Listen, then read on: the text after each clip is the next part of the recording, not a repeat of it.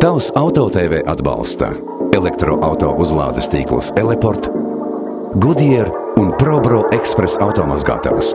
Tikai 96 sekundes un jūsu auto ir tīrs. Tavs AutoTV pastāvēšanas laikā mēs esam braukuši ar visdažādākiem auto. Ātriem, lēniem, dārgiem, ekonomiskiem un tādiem, kas degvielas litrus nekautrējoties pārvērš kūpošu riepu un izplūdes gāzu butelī. Bet šis ir kaut kas īpašs.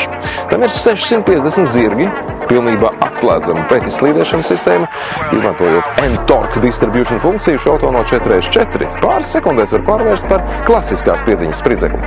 Un ja būsiet pārāk karstasirdīgs, kļūsiet par labāko klientu savā iecienītajā riepu servisā. Šis ir Hyundai Ioniq 5N.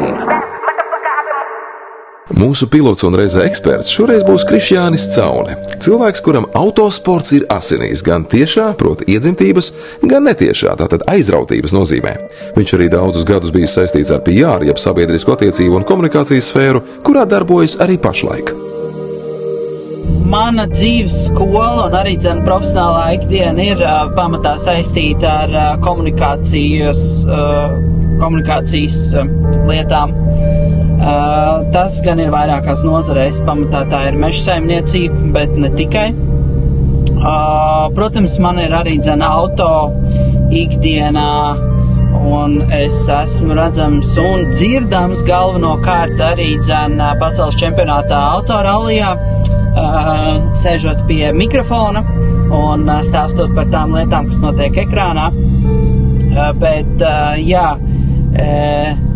tas, par ko laikam cilvēki sakas, Krišjān, tavu priekšrocība ir tā, ka tu spēj būt ļoti daudzpusīgs, bet tāpat laikā nezaudēt kvalitāti. Pašam par sevi, protams, ir ļoti grūti tā komentēt, bet man ikdienā ir jāsaslēdz vairākas lietas kopā vienlaikus, un par to es esmu ļoti pateicīgs, ka man ir iespēja. Iekāpjot šo auto salonā un ieraugot visus šos slēģus un pogas, teikšu godīgi, samulsīs pat virs pieredzējušākais benzīna galva. Lai spētu kontrolēt visas Ioniq 5N funkcijas, ir vajadzīga pamatīga instruktāža. Piemēram, ar šo pogu jūs varēsiet izvēlēties braukšanas režīmus. Ar šo savukārt papildu režīmus, ar šo pogu iedarbināt boost funkciju, kur uz 10 sekundēm padarīs šo auto par mežonīgu raķeti. Starp citu, labi nodara kādu apdzenot uz šosejas. Savukārt šeit pie durvīm ir pretizslīdēšanas deaktivizācijas slēdzes, bet šeit viduskonsolē atradīsiet sadaļu N-mode, kurā varēsiet gluži kā datorspēlē noregulēt savu auto vai aktivizēt N-starta kontroli. Variācijas par tēmu šeit ir ļoti plašas. Tā, ka ļoti. Tiešām. Un kas ir kolosāli, ka tu vari tos visu iestatījumus saglabāt, un pēcāk tad būtībā var arī visu atstāt uz vienu pogu.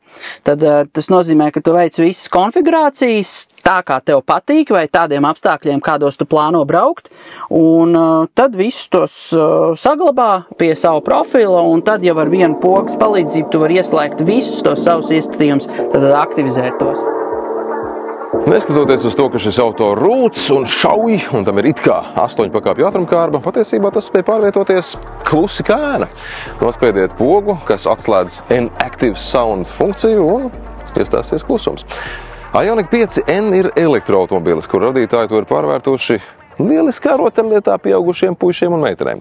Pie šī auto stūras visu laiku gribas smaidīt, un tu it kā zini, ka šīs dzinējas skaņas nav īstas, ka tam nav ātrumkārbas, bet sajūtas, pārslēdzoties uz augšu vai uz leju, izmantojot e-shift, ir tik reālas, kas sāc par to piemirst.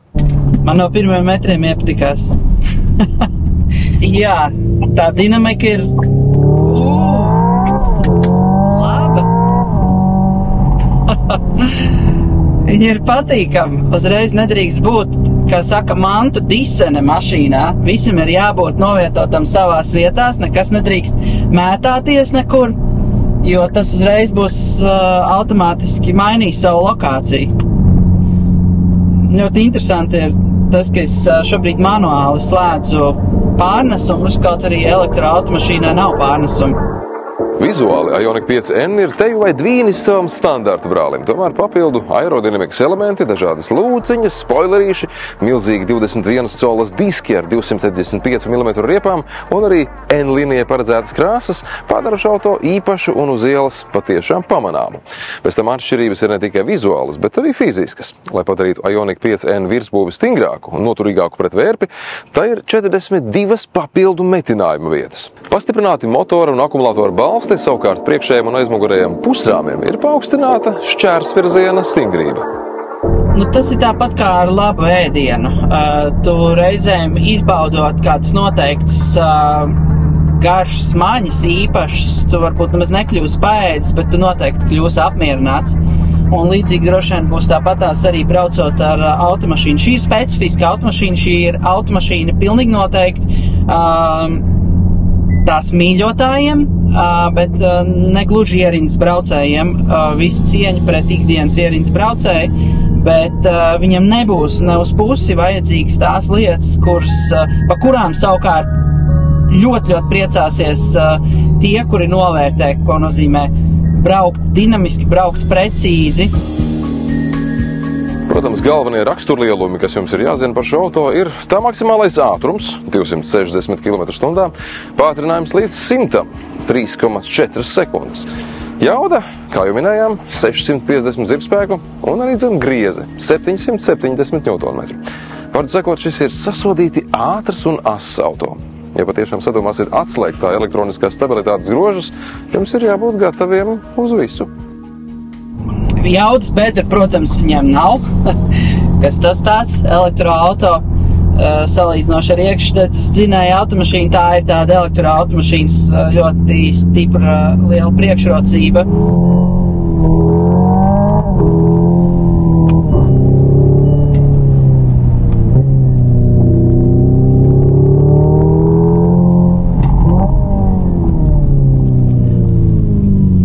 Ir patīkama bremzēšanās patiesībā.